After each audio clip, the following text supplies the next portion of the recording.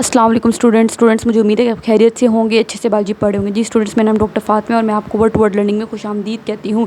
जी students, अब हम thyroid gland को स्टार्ट करेंगे। थायराइड ग्लैंड के बारे में सबसे पहले वो कहते हैं कि कहाँ पे इसकी लोकेशन क्या है, कहाँ पे लोकेटेड होता है। ये लोकेटेड होता है near the lower part of the larynx के लोअर पार्ट के करीब। जैसा कि ये देखें, ये उन्होंने आपको दिखाया हुआ है। अगर मैं आपको थोड़ा जूम करके दिखाऊं तो ये वाला जो पोर्शन है ना, ये लैरिंग्स है। लैरिंग्स के नीचे ट्रेकिया स्टार्ट हो जाता है, ठीक हो गया। तो लैरिंग्स का जो लोअर पोर्शन है उसके करीब ये मौजूद है। ये तितली की शक्ल वाला बटरफ्लाई शेप्ड छोटा सा ग्लैंड होता है, बिल्कुल गर्दन के सामने, ठीक है। और ये लेकिन आप हाथ लगाएंगे आपको महसूस नहीं होगा, ये बिल्कुल महसूस नहीं होता। हाँ, जब ये बड़ा हो जाता है तभी महसूस होता है, और वो एक बीमारी वाली कंडीशन होती है। नॉर्मल लोगों के अंदर ये कभी भी हाथ लगाने से महसूस नहीं होता। ये देखिए, नज़र आ रहा है आपको, उन्होंने ये चीज़ यहाँ पे जूम कर दी। तो ये देखें, ये लैरिंग्स है, ये वाला ये लैरिंग्स है, और ये लैरिंग्स के नीचे ट्रेकिया स्टार्ट हो जाता है, सारा ट्रेकिया है, ठीक है। तो ट्रेकिया के सामने की तरफ, लेकिन लैरिंग्स के लोअर पार्ट के करीब, near the lower part of लैरिंग्स है, लैरिंग्स का जो नीचे वाला पार्ट है ना, उसके करीब ये थायराइड ग्लैंड मौजूद है। कैमरे में नज़र नहीं आया, मैंने काफ़ी बता दिया, दोबारा बता देती हूँ। ये देखिए, ये लैरिंग्स है, ये वाला लैरिंग्स के नीचे ट्रेकिया है, ठीक हो गया। ट्रेकिया अब ये कहाँ पे मौजूद है? ट्रेकिया के सामने मौजूद होता है। और ये जो लैरिंग्स है, इसका जो लोअर पार्ट है, नीचे वाले पार्ट है, देखिए इतना सा सिर्फ लैरिंग्स है बस, ठीक है। तो इसके नीचे वाले पार्ट के करीब थायराइड ग्लैंड मौजूद है, बटरफ्लाई शेप्ड होता है, इसकी बटरफ्लाई शक्ल होती है, ठीक हो गया। अब वो कहते हैं कि ये 2 हार्मोन रिलीज़ करेगा। थायराइड ग्लैंड ने कितने हार्मोन रिलीज़ करने हैं? 2 हार्मोन रिलीज़ करने हैं। कौन कौन से 2 हार्मोन हैं उनको हम डिटेल में पढ़ लेते हैं। सबसे पहले मैं आपको थायराइड ग्लैंड बना के दिखाना चाहती हूँ। जी स्टूडेंट्स, मैंने आपको बताया थायराइड ग्लैंड कैसा होता है, बटरफ्लाई शेप्ड होता है। तो ऐसे करके होता है ये, ठीक हो गया। ऐसे करके बटरफ्लाई शेप थायराइड ग्लैंड होता है। अब थायराइड ग्लैंड के अंदर ना छोटे छोटे फॉलिकल्स होते हैं, गोल गोल से, ऐसे करके फॉलिकल्स होंगे, ठीक हो गया। ऐसे करके एक फॉलिकल होगा, इसी तरीके से दूसरे फॉलिकल होंगे, ठीक हो गया। अब ये जो ये फॉलिकल है ना, इस पूरे फॉलिकल ने एक हार्मोन रिलीज़ करना है। उस हार्मोन को कहते हैं थायरोक्सिन हार्मोन। हार्मोन क्या है? केमिकल्स हैं। मतलब ये जो सेल्स है, इस सेल ने अपने केमिकल बनाने हैं जिसको थायरोक्सिन हार्मोन कह देते हैं। इस सेल ने कुछ खास केमिकल बनाना है जिसको हमने थायरोक्सिन हार्मोन कह दिया। इस तरह इस सारे सेल्स जो हैं थायरोक्सिन हार्मोन बनाएंगे। इसी तरीके से एक और तरह के सेल्स होते हैं, ये वाले सेल्स। जी स्टूडेंट्स, ये होते हैं सी सेल्स, ठीक है। इन सी सेल्स ने एक हार्मोन रिलीज़ करना होता है जिसको कहते हैं कैल्सिटोनिन हार्मोन। ये आपके बुक में लिखा हुआ है, मैं अपने से कुछ नहीं बता रही, ठीक हो गया। अब क्या होता है, क्या फंक्शन है इस कैल्सिटोनिन हार्मोन का, थायरोक्सिन हार्मोन ने क्या काम करना है, अब हम ये पढ़ लेते हैं। जी स्टूडेंट्स, इससे पहले एक और बात कि थायराइड, आपके क्वेश्चन में ये आपके दिमाग में क्वेश्चन नहीं आया कि थायराइड ग्लैंड को किस चीज़ ने स्टिमुलेट किया कि वो थायरोक्सिन हार्मोन बनाए। मतलब थायराइड ग्लैंड आराम से अपनी ज़िंदगी गुजारा था, स्कूल से बैठा हुआ था, उसको क्या मुसीबत पड़ी है इस थायरोक्सिन हार्मोन को बनाने की, ठीक है। होता क्या है, याद है आपने पिछले टॉपिक में हमने पढ़ा था कि पिट्यूटरी ग्लैंड के एंटीरियर लोब से एक हार्मोन आता है TSH। वो आएगा, वो आके थायराइड ग्लैंड को स्टिमुलेट करेगा और उसको कहेगा तुम थायरोक्सिन हार्मोन बनाओ, ठीक हो गया। तो ये हम वही बात कर रहे हैं। तो TSH आएगा कहाँ से? अब आपको पता चल गया है, पिट्यूटरी ग्लैंड की इंटीरियर लोब से आएगा, ठीक है। और आएगा और आके थायराइड ब्लड में चला जाएगा, जाहिर सी बात है, यहाँ से, और ब्लड से घूमता घूमता यहाँ पे आएगा और आके थायराइड ग्लैंड को स्टिमुलेट करेगा। थायराइड ग्लैंड उठ जाओ और उठ के थायरोक्सिन हार्मोन बनाओ, ठीक हो गया। थायरोक्सिन हार्मोन इस तरह बनना शुरू हो जाता है। तो ये वही बात हमने को रिलेट कर दी, ठीक हो गया। तो ये मुख्तलिफ चीज़ें नहीं है, आपने चीज़ें रिलेट करके पढ़नी है। अच्छा, अब ये थायरोक्सिन हार्मोन क्या करेगा? ये थायरोक्सिन हार्मोन जाएगा, अब ये ब्लड में चला गया क्योंकि जो सेल्स है ना, इन सेल्स के पास जाहिर सी बात है ब्लड भी आ रहा है। ये सपोज कर लो, रेड कलर से बनाते हैं, ये ब्लड वेसल है, ठीक हो गया। तो ये जो ब्लड वेसल है, इस ब्लड वेसल्स के अंदर इन्होंने जो अपना हार्मोन बनाया, थायरोक्सिन हार्मोन बनाया, वो इसमें डाल दिया। अब ये थायरोक्सिन हार्मोन ब्लड में आ गया, ब्लड से ये ब्लड पूरी बॉडी में घूमेगा, तो ये थायरोक्सिन हार्मोन भी पूरी बॉडी में चला जाएगा इस तरीके से। अब ये पूरी बॉडी में, अब ये ब्लड में चूँकि शामिल हो चुका है, ठीक हो गया। अब जब आपकी बाकी बॉडी के सेल्स पड़े हुए हैं, कोई सारी बॉडी आपके सेल से मिलकर बनी हुई है, तो बॉडी के कोई भी cell, liver cell, stomach cell, कोई भी बॉडी का सेल हो गया, लंग सेल, हार्ट सेल, उन सेल्स के पास जब ब्लड आएगा, ठीक हो गया। जाहिर सी बात है हर सेल के पास ब्लड आता है, जब ब्लड आएगा तो उस ब्लड के अंदर ऑक्सीजन है, ग्लूकोज है, वो तो इन सेल्स ने ले ही लेनी है, साथ में थायरॉक्सिन हार्मोन भी उस ब्लड के अंदर मौजूद है। याद है आपको वही थायरॉक्सिन हार्मोन जो हमने यहाँ पे डाला था वही ब्लड के अंदर भी मौजूद है, तो ये थायरॉक्सिन हार्मोन भी इन सेल्स के पास आ जाएगा। अब ये सेल्स थायरॉक्सिन हार्मोन का क्या करेंगे?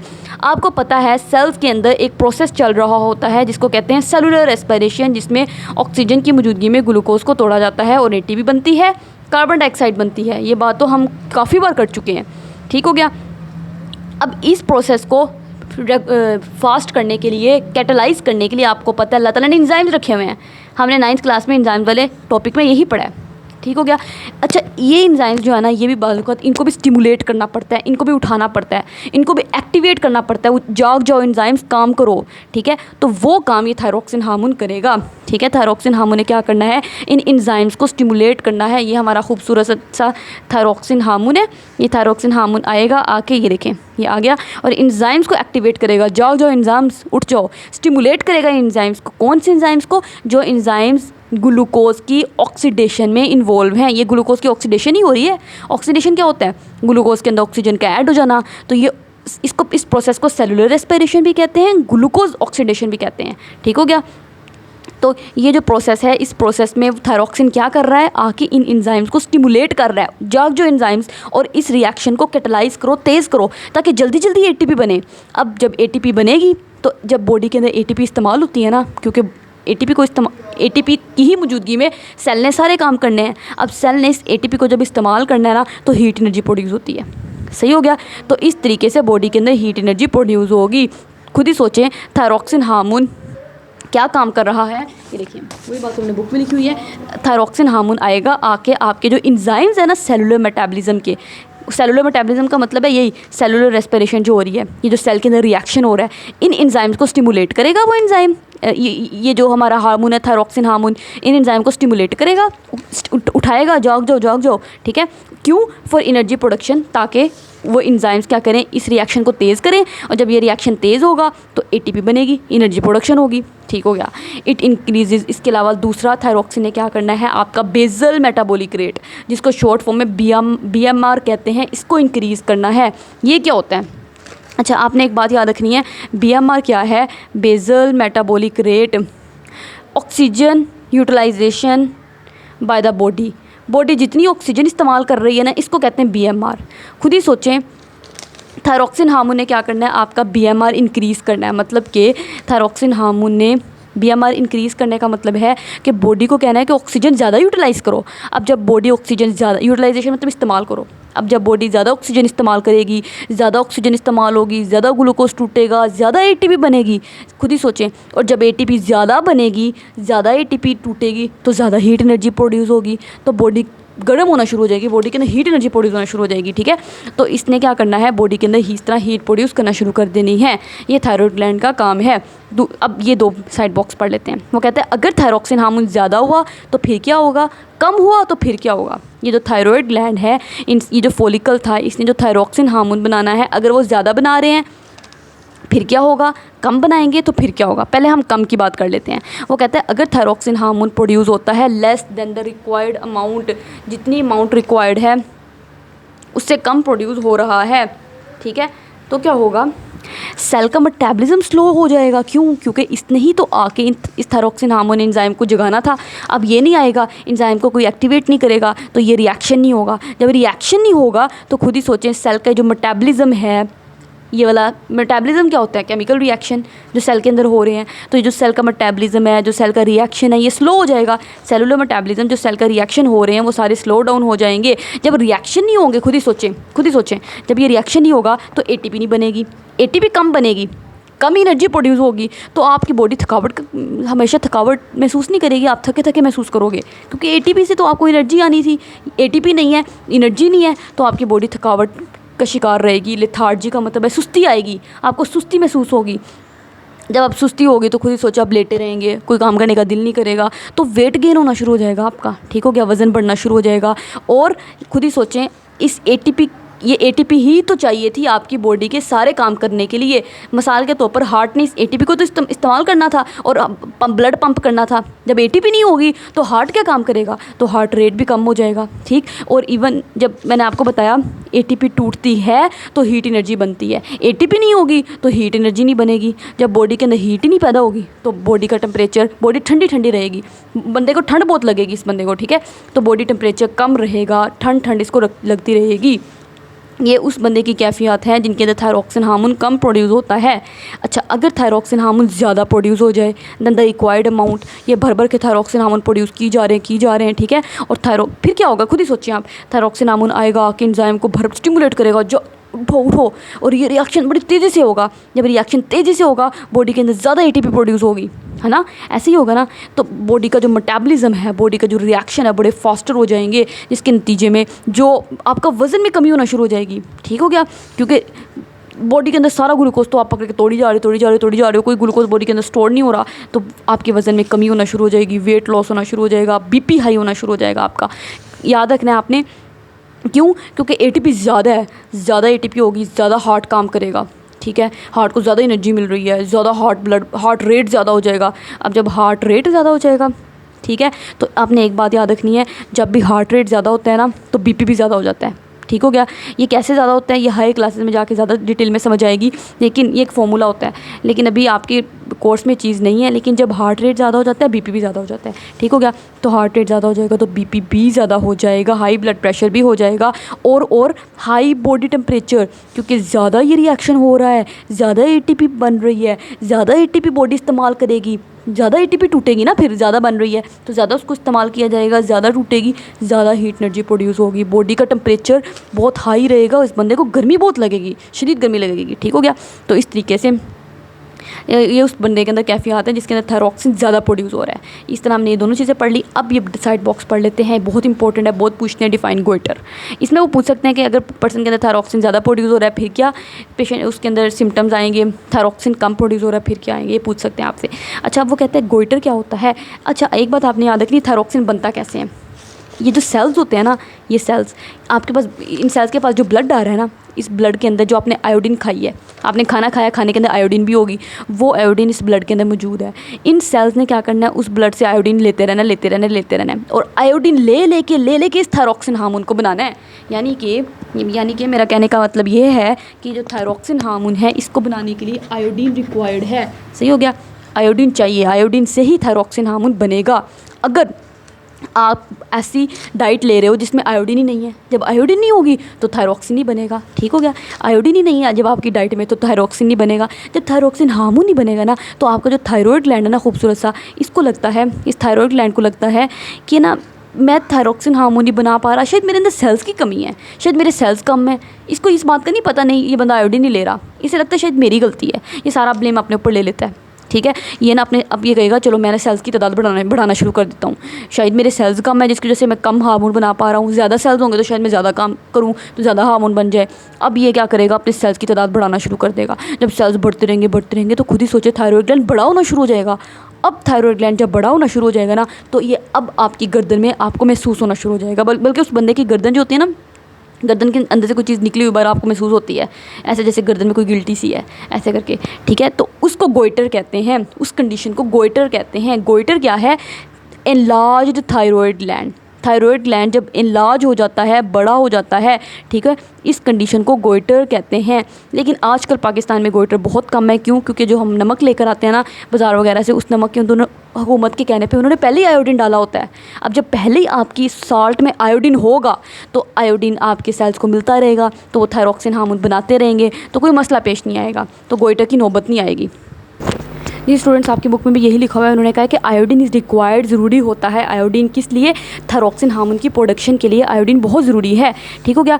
अगर पर्सन को आयोडीन की कमी हो गई उसकी डाइट में, मतलब खाने में वो आयोडीन उसको नहीं मिल रही, ठीक है, थायरॉयड ग्लैंड अब क्या करेगा, ये हार्मोन उतना नहीं बना पाएगा जितना थायरॉक्सिन हार्मोन बनना था, क्योंकि थायरॉक्सिन हार्मोन बनाने के लिए तो आयोडीन चाहिए। अब वो बंदा आयोडीन ही नहीं खा रहा तो थायरॉक्सिन हार्मोन कैसे बनेगा? नहीं बनेगा।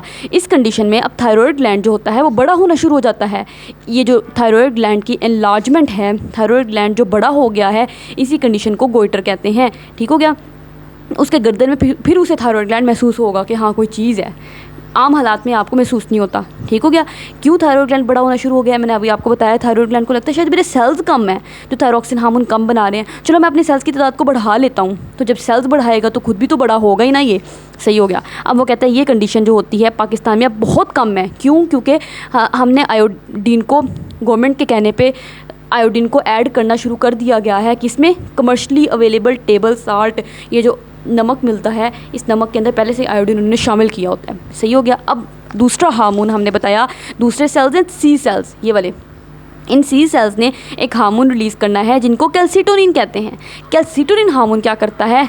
नाम से आपको देखने में पता लग रहा है, कैल्सी देखें, कैल्सीटोनिन के अंदर आपको नज़र आ रहा है लिखा हुआ कैल्सी, ये देखें इतना जो मैंने किया हुआ है, कैल्सी का मतलब कैल्शियम।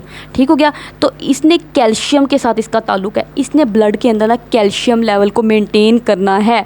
अब सपोज़ कर लो एक कंडीशन है, एक पर्सन है, उसके ब्लड के अंदर ना कैल्शियम लेवल जो है बहुत ज़्यादा हो गया है। ठीक है, कोई भी वजह हो सकती है। फॉर एग्जांपल ये एक पर्सन, इसका ब्लड है, ठीक है, इसके ब्लड के अंदर कैल्शियम लेवल बहुत ज़्यादा हो गया है। अब जब कैल्शियम लेवल ज़्यादा हो जाएगा ना तो ब्लड के अंदर हर चीज़ ना, ब्लड ने अपने अंदर ना कैल्शियम लेवल बेशक ग्लूकोज लेवल हो, बेशक सोडियम हो, एक नॉर्मल रेंज के अंदर इनको रखना है, एक ख़ास अमाउंट में इनकी मिकदार को रखना है। एक्सेस अमाउंट अगर हो जाए ना, ज़्यादा अमाउंट हो जाए तो ब्लड को पसंद नहीं है। ब्लड कहता है निकलो भाई। ब्लड सिर्फ एक, इसी को तो होम्योस्टेसिस कहते हैं, पढ़ा है ना आपने 9th क्लास में। होम्योस्टेसिस क्या है कि बॉडी ने हर चीज़ ब्लड के अंदर एक ख़ास अमाउंट में मौजूद होगी। कैल्शियम की रेंज जो है ना वो 9 से 11 होती है, तो 9 से 11 ही रहनी चाहिए, ना 9 से कम हो ना 11 से ज़्यादा हो। सपोज़ कर लो 11 से ज़्यादा अगर कैल्शियम हो जाता है, ज़्यादा हो गया है, तो अब बॉडी कहेगी चलो भाई एक्स्ट्रा कैल्शियम को निकालो। एक्स्ट्रा कैल्शियम कहाँ पे डाले है बॉडी ने एक्स्ट्रा कैल्शियम पता क्या करना है, आपकी बोन्स के अंदर डालना शुरू कर देना है। ठीक हो गया। ये आपकी बोन्स है, इन बोन्स के अंदर इस एक्स्ट्रा कैल्शियम को डाल दिया जाएगा। ठीक हो गया। तो बोन, उस कैल्शियम को अब इस्तेमाल करके बोन टिश्यू बनाया जाएगा। इस तरीके से क्या होगा, ब्लड के अंदर कैल्शियम लेवल नॉर्मल हो जाएगा। ये काम कौन करवाएगा? ये काम एक कैल्सीटोनिन हार्मोन करवाएगा।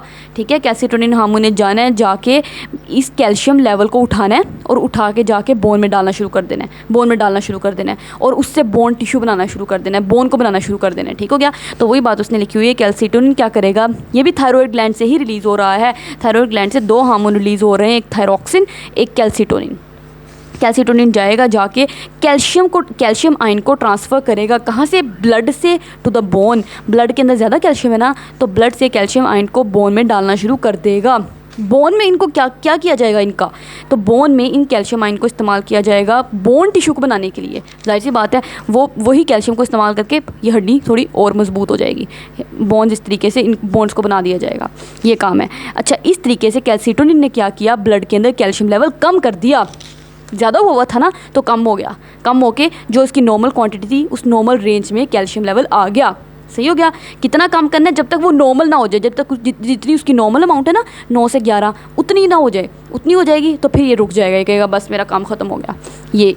ठीक है। दूसरा वो कहता है, ये हमने थायरॉयड ग्लैंड को पढ़ लिया, अब हम पैराथायरॉयड ग्लैंड को पढ़ते हैं। पैराथायरॉयड ग्लैंड बहुत इंटरेस्टिंग ग्लैंड है, ये ना थायरॉयड ग्लैंड के साथ ही मौजूद होते हैं। ये जो थायरॉयड ग्लैंड है ना, इसको जब आप पीछे से देखोगे ना तभी आपको पैराथायरॉयड ग्लैंड नज़र आएंगे। लिखा हुआ है on the posterior side of thyroid gland के पीछे की तरफ मौजूद है। मतलब अगर आप देखें आगे से हम जब देख रहे हैं तो हमें कोई थायरॉयड ग्लैंड नज़र नहीं आ रहे, गौर से देखें आप। लेकिन यही जब इनको पीछे से देखेंगे ना तो 4 छोटे छोटे से मटर के दानों की तरह ग्लैंड्स नज़र आएंगे जिनको पैराथायरॉयड ग्लैंड कहते हैं। ये देखें 1 2 3 4। अब इन्होंने क्या काम करना है, इन्होंने एक हार्मोन बनाना होता है पैराथायरॉयड ग्लैंड ने, जिसको क्या कहते हैं, देखें नाम क्या है, पैराथायरॉयड ग्लैंड। ठीक है। तो इसने जो हार्मोन बनाना है उसका नाम है पैरा, यहीं से ले लें, पैराथोर्मोन। ठीक हो गया।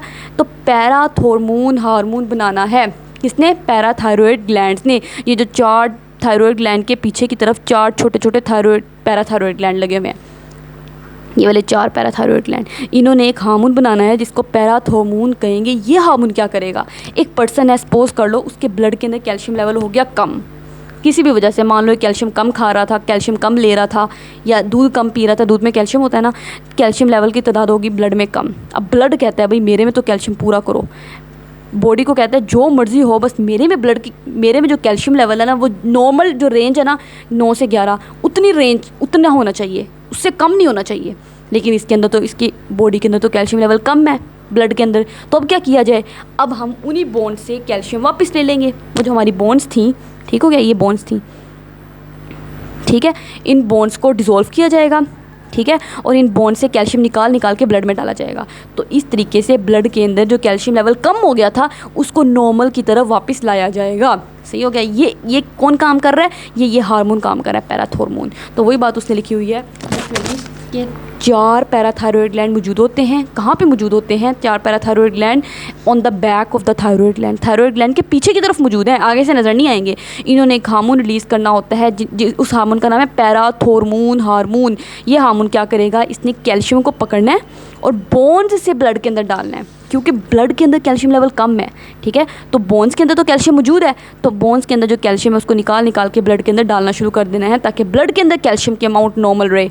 सही हो गया। यानी कि हम ये कह सकते हैं इसका कैल्सिटोनिन से ऑपोजिट काम है। ऐसे ही है ना, ये देखें, कैल्सिटोनिन से ऑपोजिट काम है। कैल्सिटोनिन ने क्या करना था, बोन्स से कैल्शियम पकड़ना था और ब्लड में डालना था, और ब्लड के अंदर कैल्शियम लेवल क्या करना था, जो कम हुआ था उसको ज़्यादा करना था।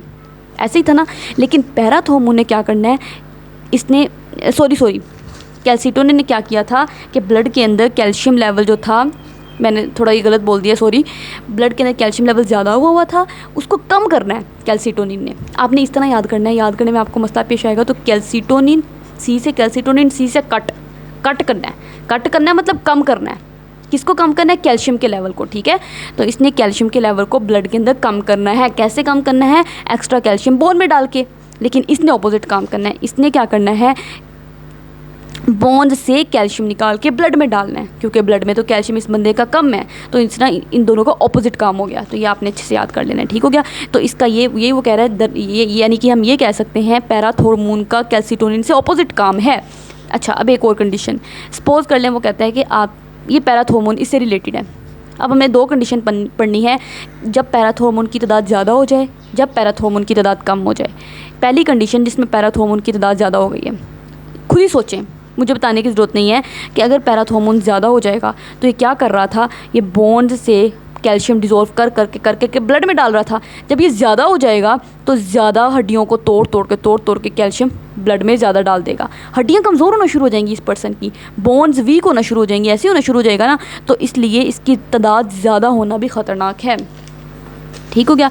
तो वो कहता है कि अगर ये ज़्यादा रिलीज़ हो जाता है तो ज़्यादा कैल्शियम अब ट्रांसफ़र किया जाएगा बोन से ब्लड के अंदर, जिसकी वजह से बेचारे की हड्डियाँ तो कमज़ोर हो जाएंगी इस पर्सन की, ठीक हो गया।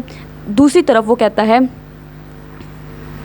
अगर पैराथॉर्मोन, पहले ये कंडीशन, दूसरी कंडीशन ये है कि अगर पैराथॉर्मोन की तादाद कम हो, पैराथॉर्मोन है ही नहीं, बहुत कम आ रहा है, तो इसका काम था ब्लड के अंदर कैल्शियम लेवल को ज़्यादा करना। अब जब ये नहीं आएगा पैराथॉर्मोन, इसका काम क्या था, ब्लड के अंदर कैल्शियम लेवल ज़्यादा करना। ऐसे ही था ना, जिस पर्सन के अंदर कम हुआ होगा, ठीक है, इसने क्या करना है, अगर ये नहीं होगा तो ब्लड के अंदर कैल्शियम लेवल ज़्यादा नहीं होगा, कम ही रहेगा। जब ब्लड के अंदर कैल्शियम लेवल कम ही रहेगा ना, तो कम कैल्शियम लेवल की वजह से पेशेंट को एक डिज़ीज़ होना शुरू हो जाती है जिसको कहते हैं टेटनी।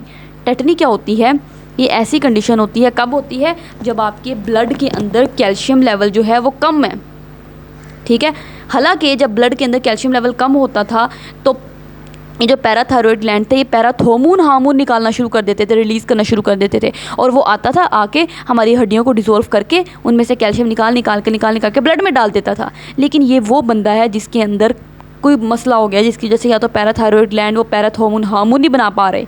जब ये नहीं बनेगा, जब ये आएगा नहीं, तो ब्लड के अंदर कैल्शियम लेवल ज़्यादा ही नहीं होगा, क्योंकि इसने ही तो ब्लड के अंदर कैल्शियम लेवल ज़्यादा करना था। तो नहीं, ब्लड के अंदर कैल्शियम लेवल ज़्यादा होगा, ब्लड के अंदर कैल्शियम लेवल कम भी रहेगा।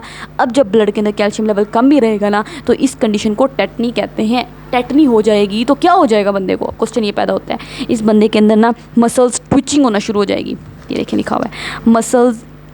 अच्छा, अब इस बंदे के अंदर ब्लड कैल्शियम लेवल कम होना शुरू हो जाएगा और उसके नतीजे में टेटनी होना शुरू हो जाएगी। टेटनी क्या है, मसल्स ट्विचिंग होती है। मसल्स ट्विचिंग का क्या मतलब है, इस बंदे के जो मसल्स होते हैं ना, बॉडी पूरी आपकी मसल से मिलके बनी हुई है, पता है ना आपको। फॉर एग्जांपल एक पर्सन है, आपकी सारी बॉडी में मसल्स ही तो लगे हुए हैं, देखें सारे मेरे मसल्स ही तो हैं। स्किन है, स्किन के नीचे सारे मसल्स लगे हुए हैं, ठीक हो गया।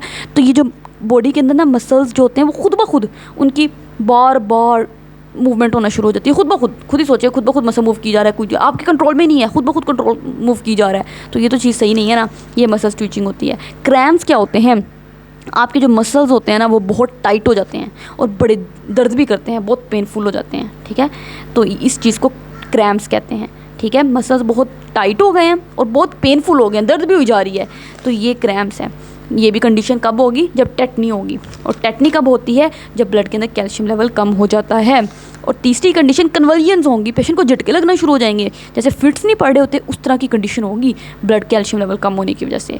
तो ये आपको बहुत इंपॉर्टेंट है, बहुत आपसे पूछेंगे, टेटनी डिफाइन करें, बहुत ज़्यादा इंपॉर्टेंट है, ठीक है। तो साइड बॉक्स में आपने इग्नोर नहीं करनी है, एक एक चीज़ पढ़नी है। अगले लेक्चर में इंशाल्लाह एड्रीनल ग्लैंड स्टार्ट करते हैं। उम्मीद है कि आपको अच्छे से समझ आ रही होगी।